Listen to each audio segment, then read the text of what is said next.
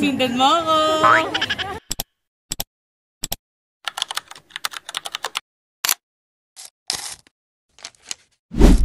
Hello mga master. Alas 6 na ngayon ng gabi. Ay alas 7 na yata. At papunta na kami ng SM Baguio. Let's go. Kuya SM po. SM. Here at SM. Ang daming malapit na kainan dun sa mga hotel na tinuluyan namin. Tulad nitong kanto. Kaya lang parang hindi siya pang kanto.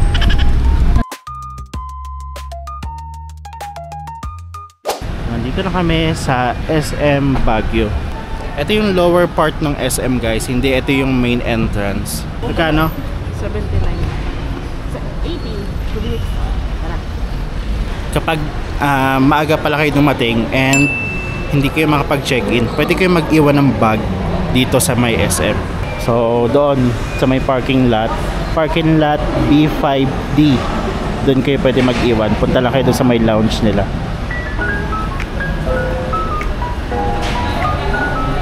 I waited for you.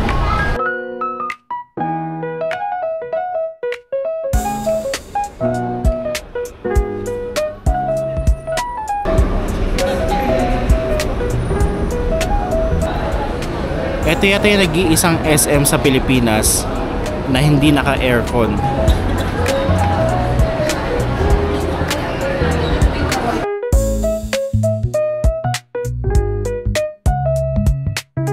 So dito tayo pumunta sa pinaka-terrace nitong SM Baguio. At legit nga yata na hindi sila naka-aircon kasi lamig dun sa baba at saka dito pantay lang, open area na to. I think mas malamig pa nga dito eh. Yan, ito yung Baguio City Lights.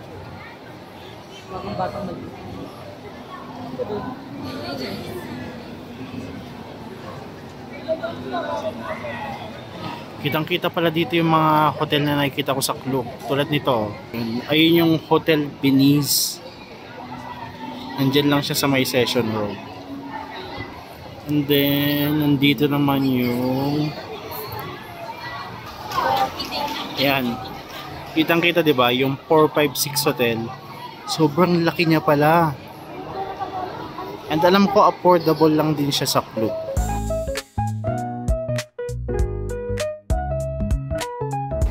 Ganda dito. May fountain sila dito sa taas ng SM.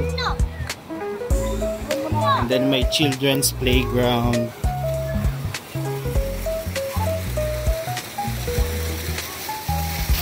With city lights view. Ang ganda ng view dito.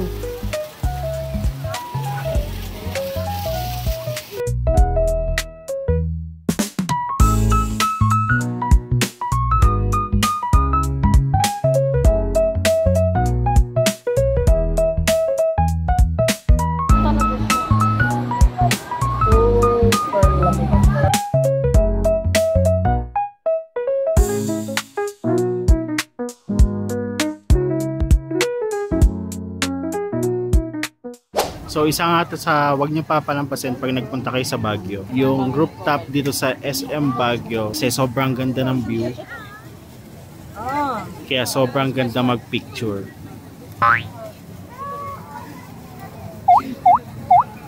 So picturean lang muna kami dito and ang next destination namin ay Baguio! Sky Ranch. So isa sa wag niyo papalampasin kapag nagpunta kayo ng Baguio, yung Sky Ranch nila. Kasi katabi lang naman siya ng SM. Ito yung SM Baguio. Yun yung Sky Ranch. Yung maliwanag na yan.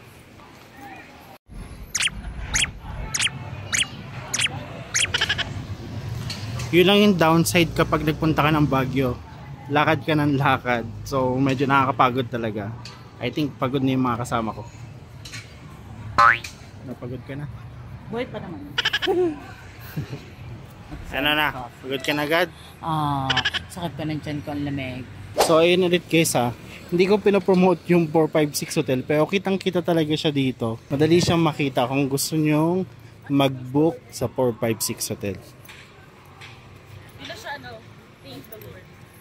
Yung Sky Ranch nila, meron din sila no. Katulad dun sa MOA ay yung malaking Ferris wheel. Dito naman yung Baguio Eye.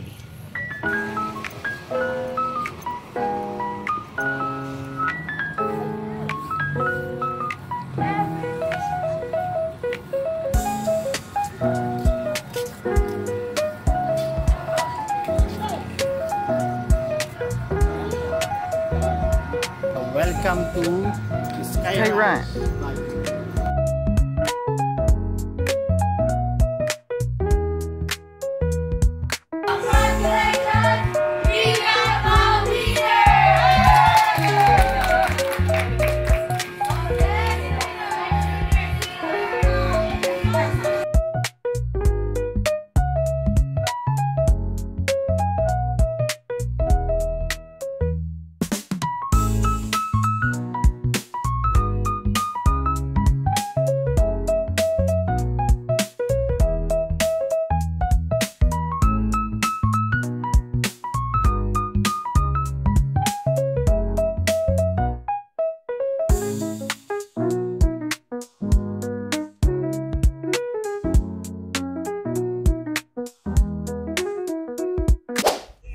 And guys, so wala pa kami maisipang sakyan. Sasakay ba tayo? Ano sasakyan natin? So for only 80 pesos, madami kayong mapupuntahan dito sa Sky Ranch. Kung hindi nyo trip sumakay, pwede kayong maglibot-libot lang. Madami naman pwedeng picturean. Katulad dito. Para ka na nasa Christmas Village. So ito yung mga piece sa mga rides. Baguio Eye 180, Double Decker 60. Super Biking 120 of Flying Bus, Drop Tower.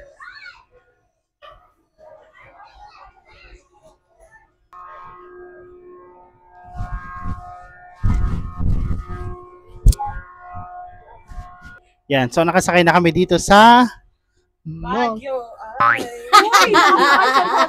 Ulit.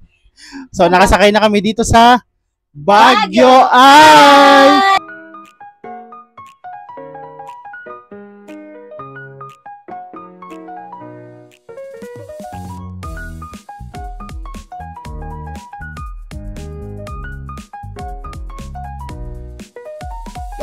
Natin kung gano'n siya ka-adventure. So, naka-aircon naman dito sa loob ng Baguio Eye. Wow, And sobrang bagal niya. Nakakatakot din siya kasi dahan-dahan siyang tumataas. Dahan-dahan din siyang bababa. So, kung mahilig kayo sa extreme rides, I think hindi kayo mag-i-enjoy dito sa Baguio Eye kasi sobrang bagal niya lang. Pang-viewing lang talaga siya. Pero kung nandito na din kayo sa Baguio, syempre, huwag nyo na itong papalampasin.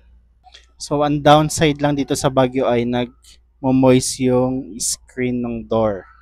Moist ba yan? Nagpa-fog. Ay, natatanggal din naman pala eh. Magic! Wow! Yan, so, after ilang minutes yun? 3 minutes? O 4 minutes? Basta wala pa siyang 5 minutes, pababa na kami. At eto na, mabilisan lang to. Pag-open, sabay talon. Ako muna bababa.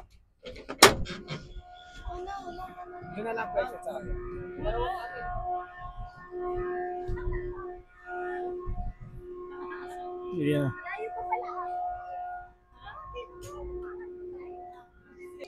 So katulad ng sinasabi ng mga nakasakay na sa MOA Eye. So katulad ng mga sinasabi ng mga nakasakay na sa Baguio Eye. Yun lang yun. Yun na yun. Pag pumunta tayo bukas sa sa The Mansion. Yun na yun. Oo nga pala. Naalala ko na pumunta tayo sa The Mansion. Ang layo-layo na nilakad natin. Yun na yun. So ito na yung Drop Tower. Hindi kami mahilig sa extreme rides kaya hindi kami sumasakay sa mga ganyan. And isa sa pinakamahal na rides dito sa Sky Ranch Baguio is yung mga Drop Tower, yung Super Bikings. Basta yung mga extreme rides.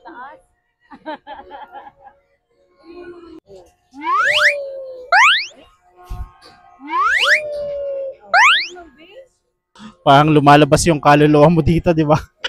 Pag binabaksak. So okay na kami dito sa may Sky Ranch dito sa Baguio. At 8:40 na, malapit na magbukas yung Baguio Night Market. So maglalakad na kami papuntang Burnham Park. Kaya next destination natin is Burnham Park Night Market. Meron pa pala dito sa baba. Para siyang bump car. Kaya lang wala nagpupunta, baka hindi available ngayon.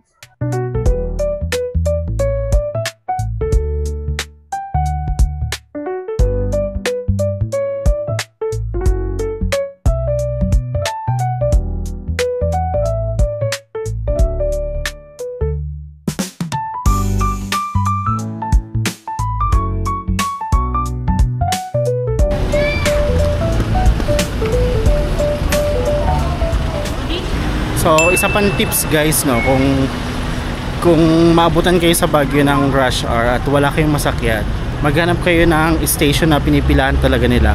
Katulad ditong SM Baguio. Kasi dito talaga sila tutuloy, hindi talaga sila magpapasakay. Katulad nito. O, di ba? Dito sila dumidiretso. At saka hindi gumagana yung Grab dito kahit madaming Grab na mga FX or taxi, hindi sila nag-a-accept. Pero yung Grab food gumagana naman. So yan, naka-open na yung Baguio Night Market kasi alas 9 na ngayon. I think mag-alas 10 na nga yata.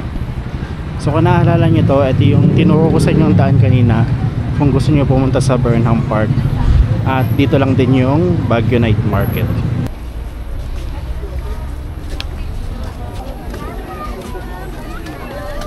Malamig na. Wala nang bawas. 20. 50. Bibili pa naman kami ng tamo. Yun ang terno. May sa terno, diba? So nandito na kami sa mismong Baguio Night Market. At namimili na yung mga kasama ko. So mahaba yan guys. Ito yung pinakandulo. Hanggang dun pa yan, dun sa may tulay.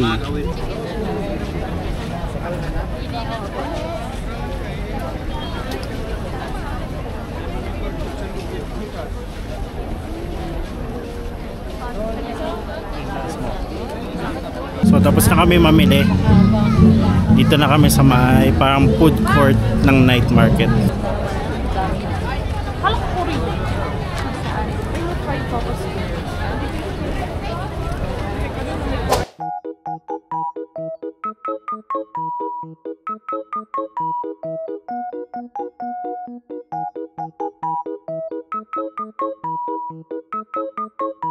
Isa po.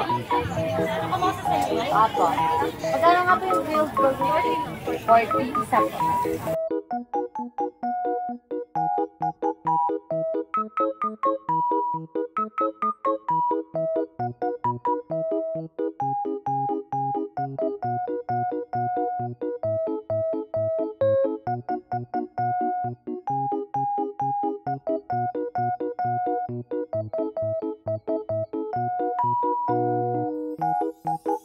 Ano nga to?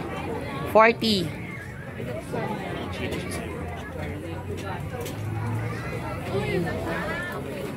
Garlic lang ilagay mo, kuya? Hindi garlic. Ha? Hindi garlic po.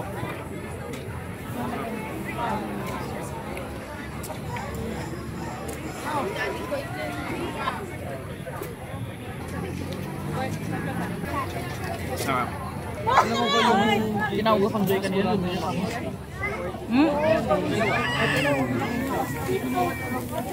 Lasa. Up. Ang pancake. Tsaka Ay, para mo. Mainit ah.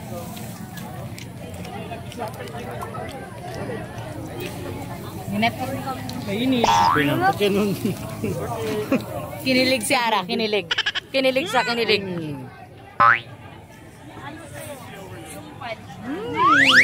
Lasang waffle.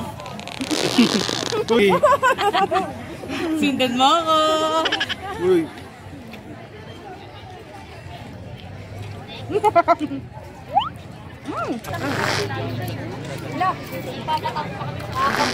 yan. tanggal. Nakakawakot yung pila. Hello. Assorted tanghulo po. 50 pesos lang yung tanghulo nila dito. Alin dyan? Ano gusto mo? Assorted na lang. Isa.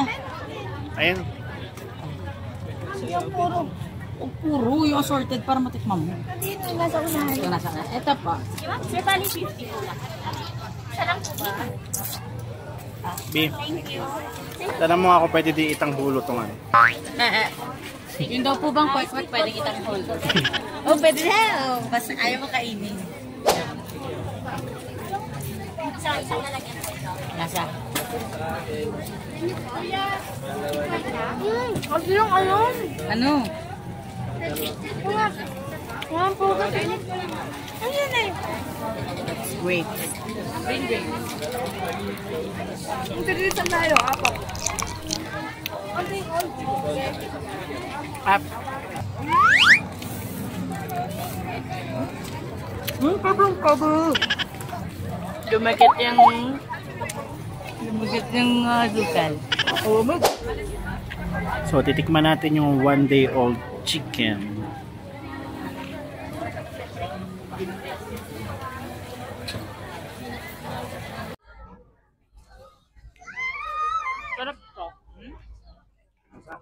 Masarap siya. Kayo dyan ni Rara. 1, 2, 3, 4. Tig-apat Ano kayo kuya? dyan. Sakto lang. Hindi siya maalat pero Ay, crunchy. tig-apat.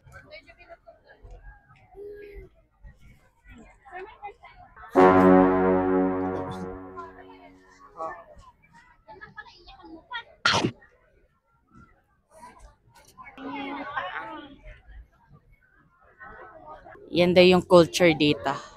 No. Kapag pumunta ka ng Baguio, kailangan mo kumain ng 1-day-old. Pero siyang ano, kwek-kwek na balot. Oh, lasa daw siyang kwek-kwek na bulit. You try.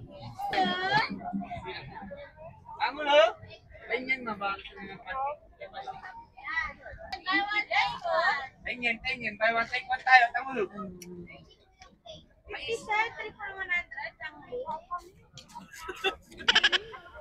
For only 60 pesos!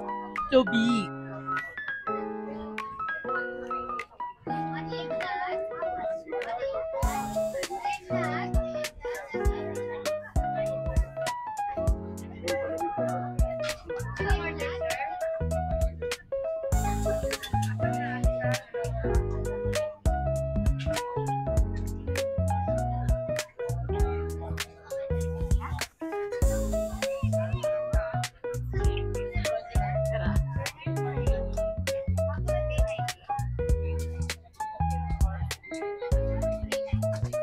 lasa.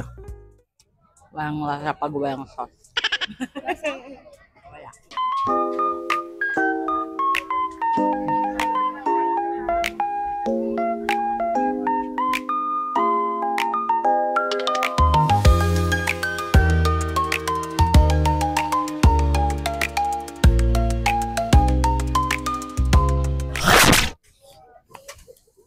Ano pong lasa?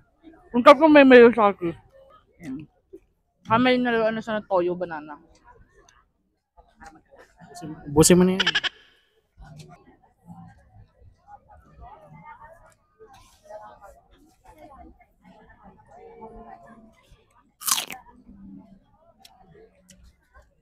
Masarap parang ano, siomay. Nakatanggal ng umay yung toyo. Tikman muna natin yung walang maha.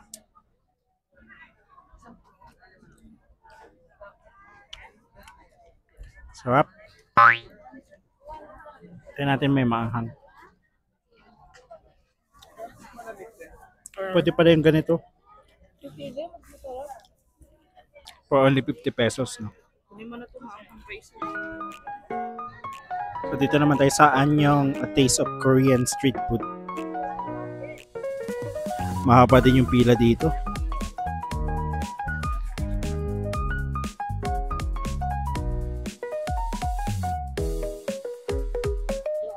So ite-take out na lang namin to kasi medyo napapagod na kami.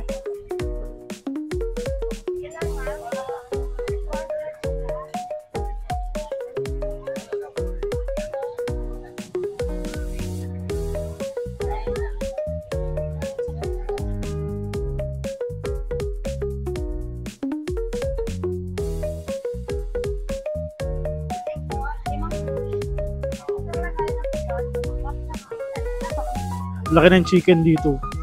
Fried chicken quarter like.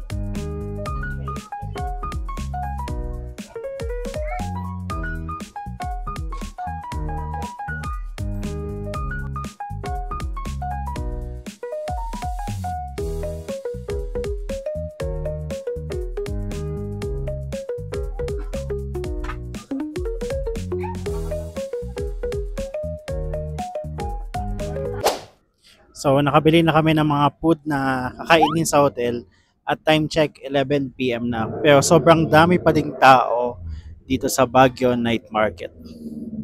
Pagod ka ba, madam? Oo, pagod. Para tayo nag-aalay-lakad sa night market.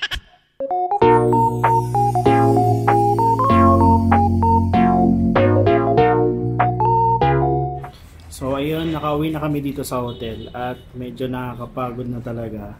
Baka kumain lang kami and then matulog na. And then yung nakuha namin na bus papuntang Cubao is yung 6 PM for only 650 pesos. So 6 PM pa kami alis dito. Baka oras na kami mag-gising, mga alas 10.